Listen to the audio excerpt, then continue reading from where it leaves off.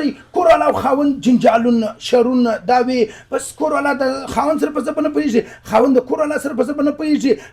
نارینه ازانانې خوندې په بغارو دي وایي زه چې کور ته ولاړ شم زما خاوند چې دی هغه اکثره موبایل استعمالي ګرده شپه په موبایل تېره کړي او نارینه ورونه په بغارو دي وایي زما کور والا دا خالي زما سفر باندې شونه کوي ما ته وخت نه راکوي ما دپاره زما چې کوم حق دی هغه نه پر ځای کوي بس کرته یو د بل څه په ګیلو دي که داسې دا خو هم یو ژوند دی چې انسان د جوړو ژوند تېر کړي خبره داسې ده چې دا یو د بل به ګیلې ځکه سره کوي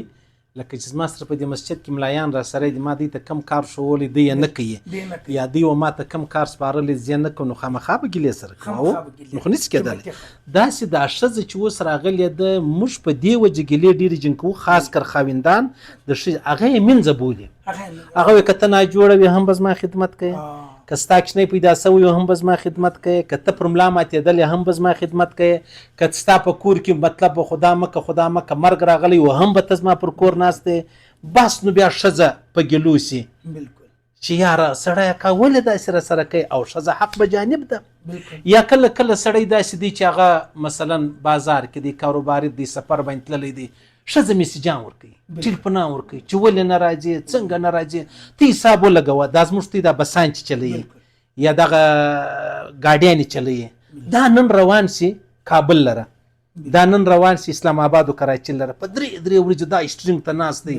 او دا ورته وایي چې ته ورکې سر ته ښځې ته په ما نه یې خبر چې څه دونه ذلیله یم یوه ګوله دومره فضیلت پیدا کوم او ته د هغه باوجود میسیجان راکوې پر نامي خبره ټلیفون راکوې چې فلانی کار وکړه پیاز نسته پټه هلکه خورپۍ مې درته ایښې دي هلکانو ته ووایه بچیانه یا نور ته وایم ته حساب ولګوه دغه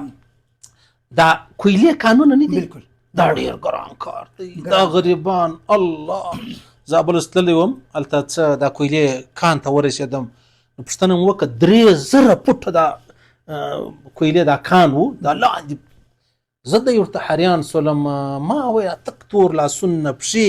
سا بندېږي هلته ورته ناستې کولنګان ویې او ښځه ګیلې جینې کوي تا ما لره فلانۍ جوړه نه راوړه ما کوه خورې داسې مه کوه الله به رب العزت به دغه در باندې ودروي و خاوند ته به وایي چې مه کوه سړیه مه کوه د هغه دا ته چې در په دره بولې دا به الله در باندې ودروي بیا هغه رقم ژوند والله که تیر سي بس اسانه خبره دا ده چې زه به د خپلې کوروالا حق ادا کوم دا به زما حق ادا کوي او که زه حق ځینې غواړم زه دې ته حق نور کوم شپه نه تیریږي که دا حق غواړي او زما حق نه ادا کوي نو شپه نه تیریږي به زموږ ژوند پر دغه ځای باندې ولاړ دی دا دوې خبرې به سره خپلې کو نور مشکل نشته